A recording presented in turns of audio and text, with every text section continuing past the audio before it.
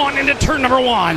And maybe we'll have a truck and tractor pull here in the future. Hey, we're open to discussing it for sure. Is Allen going to come around to lead lap number 1? Off of turn number 4 and down the front straightaway. Birthday boy Allen right there. I'm on my way to meet the Hunt the Front guys in Pensacola, actually Milton, Florida. They bought a raceway called Southern Raceway. I'm going to meet with Josh Joyner today. Don't know a ton about them. I've heard a lot of good things about them, seen their YouTube videos. And I have a loan office down here for USA Mortgage in Pensacola, Florida. I'm like, holy crowd, the Hunt the Front guys bought a racetrack here in Milton, Florida. So I'm going to kind of give you guys a tour today, meet Josh, tell you this side of the story. We're going to post this on our Beer Money Pulling Team socials. And they do a lot for racing. And racing, motorsports fans in general, we need more collaboration from side to side. You saw what the Cletus thing did for truck and tractor pulling last weekend. So I'm excited to meet Josh. And yeah, I'm heading there right now.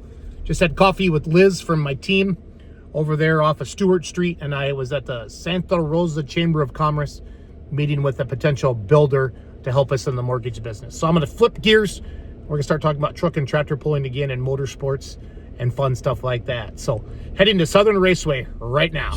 Welcome, race fans, to the Southern Raceway. They do have a race this Saturday. Hunt the Front's Southern Raceway. Arrive at Southern Raceway. Arrived. Not going to find. Walking out on the track right now. Again, they just bought this, I believe, and I think they're having maybe their first race here. I don't know, but it starts this Saturday night for sure. There's our Victory Lane thing, pretty cool. HuntTheFront.tv. All right, I'm here with Josh Joyner at the front of their new raceway, Hunt the Front Southern Raceway. So, Welcome. It's kind of fun. I went to a B&I meeting, Josh, and my loan officer, Crystal, down here, who has a banner now on your track. So I started talking about tractor pulling, and she said Hunt the Front. I said, no way, and I met your wife, and I wanted to check it out. So tell us about Hunt the Front a little bit, and then let's go into the Southern Raceway and how you became a track owner, Josh. So besides you're not real bright, I guess. Yeah, we're kind of crazy, I guess. It's hard to do it all. Yeah. So no, we Hunt the Front is our race team and brand that me and my brothers and our wives own and operate. We my two brothers, Jonathan and Joseph, and I have raced. The 3 J's. Yes. Thank your mom and dad for and that. And our dad, John. We've all been in racing. We grew up racing here. It's our home track. We grew up. We're all from Milton. Just a few miles up the road from here, and grew up racing here. And we were like a lot of racers, doing it as a hobby. Weekend warriors, whatever you want to call it, dreaming of bigger and better. And I guess it was 2019. We had the idea to start a YouTube channel.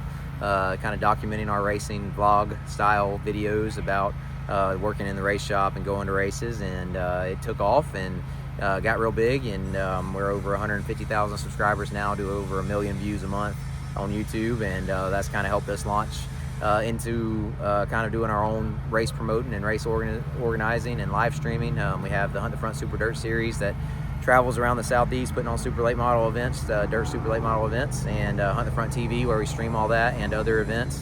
And that kind of led us down the path of eventually doing, like I said, doing our own race promoting, putting on our own shows, and that led to us eventually buying this racetrack here at our home track. Let's go and kind of go on and give you a quick tour. Absolutely. You guys have just got going with this, you said, Josh? We did. We bought it. So we've helped put on events here over the years, but we just bought it outright January 28th or something, or 24th, I think. So right at 2 months we've owned it. Okay. And we've had 4 events. So far so good, but. And you don't hate yourself yet? I don't hate myself, but you have days. No, I joke. Promote is the toughest thing you'll ever do. I tell people, they ask how it's going. I said, well, I thought I was busy and that life was hectic, and then I bought a racetrack and realized that I had it really, really nice before. So it's been a lot of work, but we're fortunate. We've got a good team. Just our family. We got my 2 brothers and our wives, and all of us are involved in some capacity and have really kind of split the workload.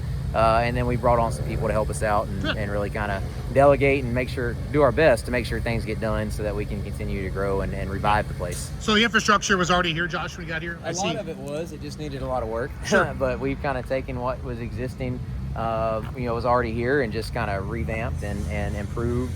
This is all what's been here. It obviously needs some touch up, but sure.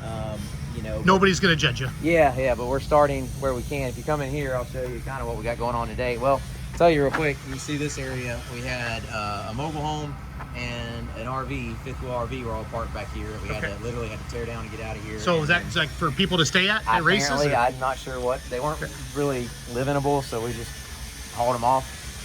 But we also had to tear down a restroom that constantly had problems with overflowing and backup. They've been here since the original track was built in 1988. So we tore that down, and we're expanding the walkway there to give us more room. Eventually, we'd like to clear all this out and move everything back to the fence to have a big open area. So people can stand around here. Exactly. You know, kind of sit down, enjoy. Have a covered area to eat. Concession stands need a lot of work. Right now, we're working with what we have. But you know, that's our main concession stand and another restroom there. And then this is the what we call the tower, where all the race directing and production and announcers and all that are upstairs there, and we have an office downstairs underneath. And the track, how long did you say the track was? 3/8? It's 3/8 of a mile dirt track. And that's standard for dirt track? Yeah, I would say you're looking at most dirt tracks are between a quarter mile to a half mile. Okay. So we're kind of right in the middle with a 3/8. Do they have to change their setup, or is it a tire change when they're shorter? Well, not only are you dealing with when you deal with different size racetracks, you also deal with different surfaces. So ours is a little bit more, being in Florida, we have more sand mixed into our clay down here. So we have a more loose, not as compact surface that makes it, you know, I don't want to get too technical, but you're doing a lot more wheel spin. Cars are more sideways than some of the more hard packed tracks. But it's the harder tracks, they're going to bite, they're going to shoot. Exactly. But yeah, we brought one of the things, you know, we haven't been able to do a whole lot up here other than kind of patch up what we had, but down here we put over 200 loads of dirt on the racetrack since we bought it. How far did you have to bring the dirt in? It wasn't very far. There's a pit, a local construction company, 3 Trade Construction. They do site work and paving and grading and all that. David Phillips, big supporter of motorsports and racing in our area. But anyway, he helped us out. His pit is just a few miles north of the racetrack, and so they brought in, like I said, we rented some trucks and worked with some local trucking companies and his company, and brought in 200 loads. We added the walls around the infield there, and we had you can't really see how much is going on. We've had to replace all the electrical under the infield. That's what they're doing, kind of finishing up down there now. We had to run it under the racetrack. We had to replace a well pump because you have to keep the track wet, you know, when you're preparing it and throughout the race night, and the well pump was out, and that was a lot of fun, bringing up 150-foot pipe out of the ground. Yeah. And so, but yeah, so it's been a lot of work, but you know, it's been good. We've had, like I said, 4 events. They've drawn big crowds and big car counts, and we've been really happy with it, and hopefully just can continue to keep the momentum going and keep improving and adding on here to the facility as we go. Awesome. Hey, thanks for your time, Josh. Yep. And maybe we'll have a truck and tractor pull here in the future. Hey, we're open to discussing it for sure. Thanks, buddy. Thank you. All right, up here with Josh, this is your control room area, right? Is this like race control? Yeah, race control. Use words for me because I'm just a pulling guy. We call it tower, is what we call tower, it in the dirt track world. But basically, so I see a lot of headsets. Are these spotters or? So this is where the race director sits, and he's the guy on the. We have the drivers have what we call a receiver, where the race director can talk to them. So every driver. They're supposed to. It's required. Sometimes they kind of like the fire truck at LaGuardia that was supposed to have a thing that hit the plane. That's the thing, is if they're following directions and you know, following our procedures, but not all do. Right. But we do try to check that and make sure they have it. But he can talk to them. He doesn't talk while they're racing under green. He doesn't talk to them. It's just when, you know, there's a call. You know, we throw the caution, a red flag, or getting them lined up or whatever. Maybe getting them in the right order. And then we got our scoring system. Again, you can see it's kind of dug up there. We've been working on it, but there's a scoring loop under, basically an antenna under the dirt that runs, and then runs along these guide wire here into here. And you got I can't remember what it's called, but this box here that does all the scoring stuff and hooks to the computer, and then we'll have our score sitting here. And she runs all that. So a race director and a score? Mm-hmm. And then usually we'll have a third person that helps run that's for your scoreboard. Yeah, I recognize that. She also helps with the scoring as well. So usually 3 people in this area, and then we'll have our announcers. Right now, you know, it's all one room, our announcers and our production people. I'd like to get that separated eventually, but that's probably hard for them a little bit. Right now, it gets loud in here, and you'll sometimes pick up things on the live stream or over the speakers here at the track. You'll hear some of the things the the race direction is saying, and isn't always great to have that public. But you know, that happens. It happens. Hot mics do happen. But anyway, so the announcer is on the other side of the screen Okay. here. You know, have our soundboard. I'm not allowed to touch that because the settings are done. Yep. And it's supposed to stay the way they are, and then our live streaming setup is all right there. Sure. I love it. So does Southern Raceway have their own announcer? Like he's known, or he or she's known for here? So we brought Or do you bring in some celebrities? We brought in a new announcer. Corey Roberts is his name, from Pensacola. He's kind of a up and coming announcer. So he's our local announcer. There's something about a race announcer's voice. You gotta have like it, right? it's important. You It's gotta important. have it. But he's doing our local stuff and is learning and doing a great job. But then we've brought in, you know, a couple different people from outside the area. Tommy Rowe is big in the sprint car world. He's also our announcer for the Hunt the Front Super Dirt Series. He's come down for a couple events. Jerry Van Sickle from Iowa is big in the IMCA world. Does a lot of events, announces a lot of their big shows, and he came down for a show. And but yeah, that's that we like to mix it up and have a, you know, kind of bring in some different folks. But Corey's our main guy. Does to Hunt the Front, like, do you have your own series that's the Hunt the Front series? We do. So you along with operating the racetrack, we have our own touring series. We just kicked it off our 4th year of doing that. Our 4th season on Sunday, March 22nd at Talladega Short Track. Oh, okay. 48 super late models, including some of the biggest names in super late model racing: Bobby Pierce, Jonathan Davenport, Hudson O'Neal. Is that?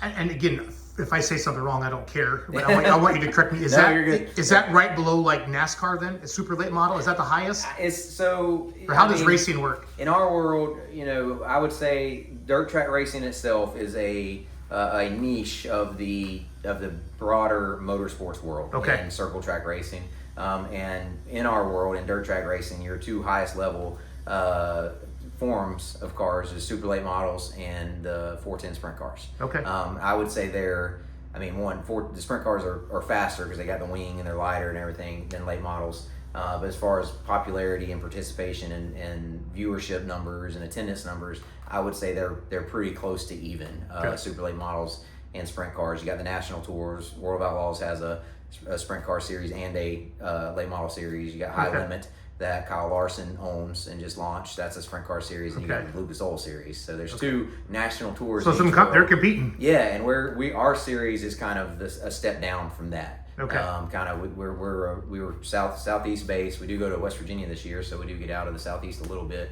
Kentucky last year, so. But we get a lot of their guys, those national touring guys, come race with us against our regional guys that are kind of the best of the southeast.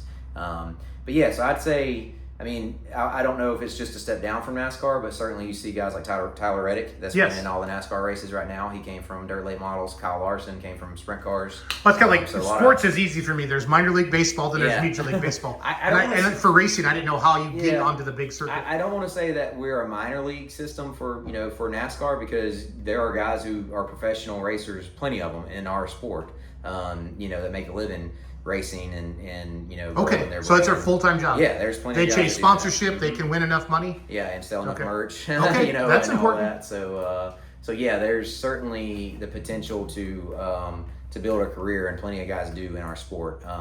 But then there are some who they have their eye on going to NASCAR and advancing and using it as a launching point for their career. So it's kind of a unique.